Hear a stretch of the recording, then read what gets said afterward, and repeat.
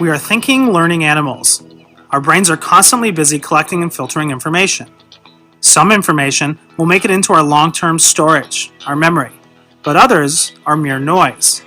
If marketers could uncover what is going on in our brains that makes us choose one brand over another, how we filter information and what sticks, then they would have identified the secret to success.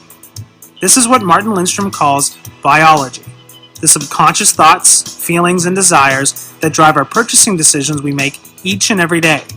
And he believes the future of marketing is to truly and completely understand the thoughts, feelings, motivations, needs, and desires of consumers. Join us for the next 10 minutes to explore further. I am irrational and emotional. I'm human. As human beings, we think of ourselves as a rational species. We like to think we are more Spock-like. Unfortunately, all of us engage in behavior for which we have no logical or clear-cut explanation. The more stress we're under, the more uncertain we feel, the more irrationally we tend to behave. Our true reactions and emotions are more likely to be found in the nanosecond lapse before thinking is translated into words. Lindstrom points out that if marketers want the truth, unplugged and uncensored, about what causes us to buy, they have to get inside our brains. Because emotions are the way in which our brains encode things of value, a brand that engages us emotionally will win every single time. Marketing to the brain, or neuromarketing, isn't about implanting ideas in our brains or forcing us to buy what we don't want to buy. It's about uncovering what's already inside our heads, the emotional and irrational associations we make with products. Take American Idol. The three judges all keep cups of Coke in front of them, and both the judges and the contestants sit on chairs or couches with rounded contours specifically designed to look like a bottle of Coca-Cola. Whether through semi-subtle imagery or traditional advertising spots, Coca-Cola is visually present approximately for 60% of the time on the show. Now think of the Ford Motor Company, also a major sponsor. They invested $26 million in yearly sponsorship and actually lost market share. Why? Coke was integrated fully into the narrative, while Ford wasn't at all. According to Lindstrom, Ford doesn't play a role in the show. He reveals that we have no memory of brands that don't play an integral part of the storyline of a program. They become white noise and are easily, instantaneously forgotten. Your product has to make sense within the show's emotional narrative. Want it to be high-flying and adored? Coke can help. Want to have the world swooning at your feet? Drink a Coke. By merely sipping the drink on stage, the three judges forged a powerful association between the drink and the emotions provoked by the show. I'm successful and drink Coke. So can you. Immersive experience. Ever sit and watch an American football game and feel yourself reacting to the tackles or take a sharp intake of breath before a hit? Why does this happen? Why do we mimic how others interact with objects? According to Lindstrom, we can put it down to mirror neurons. When we watch someone do something, whether it's scoring a penalty kick or playing a perfect melody on a grand piano, our brains react as if we were actually performing these activities ourselves. In short, it's as though seeing and doing are one and the same. Mirror neurons are responsible for why we unwittingly imitate other people's behavior. Interestingly, mirror neurons are also at work when the opposite takes place, on those occasions when we actually take pleasure in others' bad luck. Lindstrom suggests mirror neurons not only help us imitate other people, they're responsible for human empathy. They send signals to the emotional region of our brains so we can experience what it's like to walk in another person's shoes. But mirror neurons don't work alone. Often they work in tandem with dopamine, one of the brain's pleasure chemicals. Dopamine is one of the most addictive substances known to science, and purchasing decisions are driven in some part by its seductive effects. Here's how Lindstrom suggests the combination works. As you pass by a store with desirable goods on display, your mirror neurons fire up. You can imagine yourself being a proud owner of the goods, popular, desired, at the center of it all. You approach the counter with what you've just picked out. As you're getting ready to blow your bank account, your dopamine level soars into the heavens.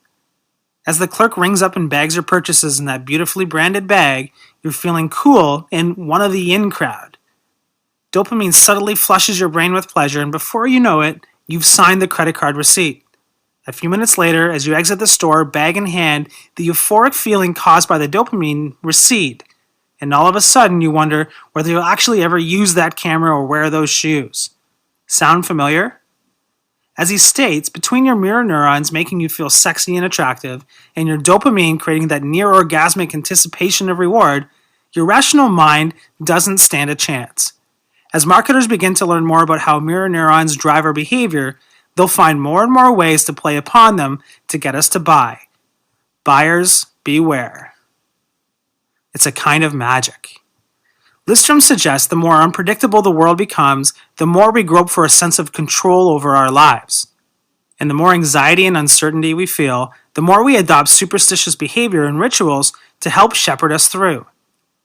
So what do rituals have to do with what we think about when we buy? A lot.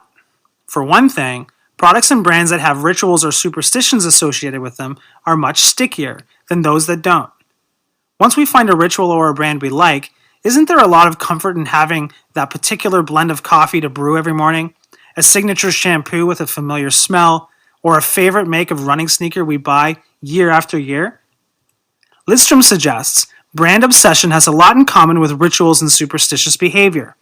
Both involve habitual, repeated actions that have little or no logical basis, and both stem from the need for a sense of control in an overwhelming and complex world.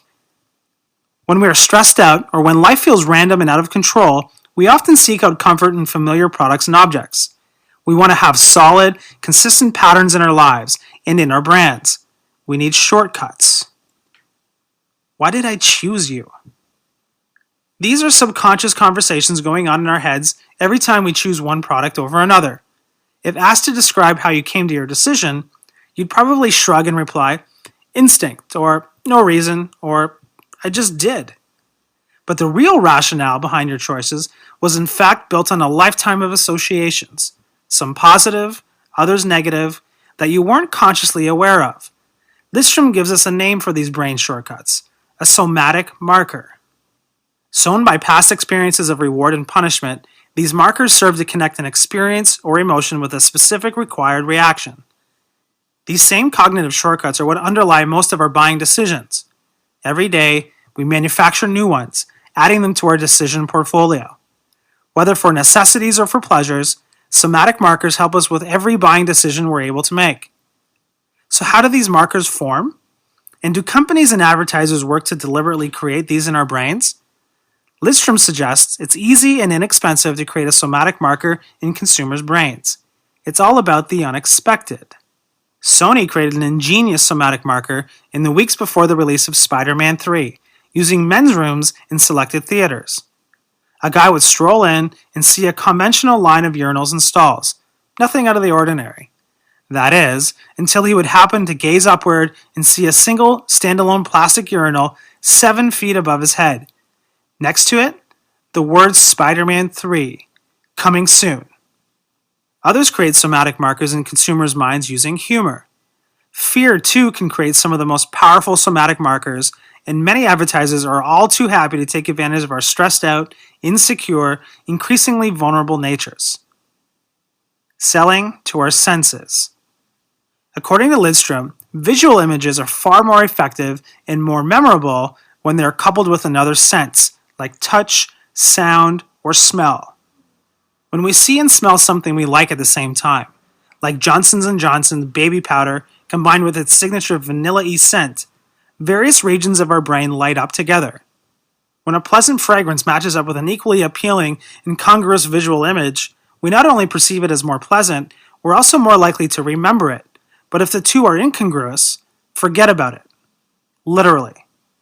Of all our senses, smell is the most primal, the most deeply rooted. Touch is another sensory sales technique.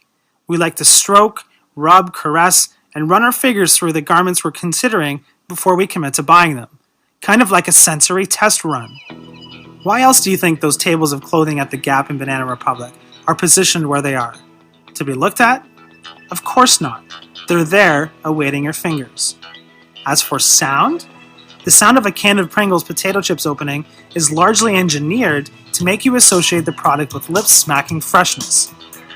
According to Lidstrom, tomorrow's retail world will have the distinct smell of cantaloupe, lemongrass, tangerine. It won't be black and white, but in vivid color. It will chirp, waltz, holler, infuse you, and leave you humming. And this assault on your senses will be more effective in winning your mind, your loyalty, and your dollars than you ever thought possible.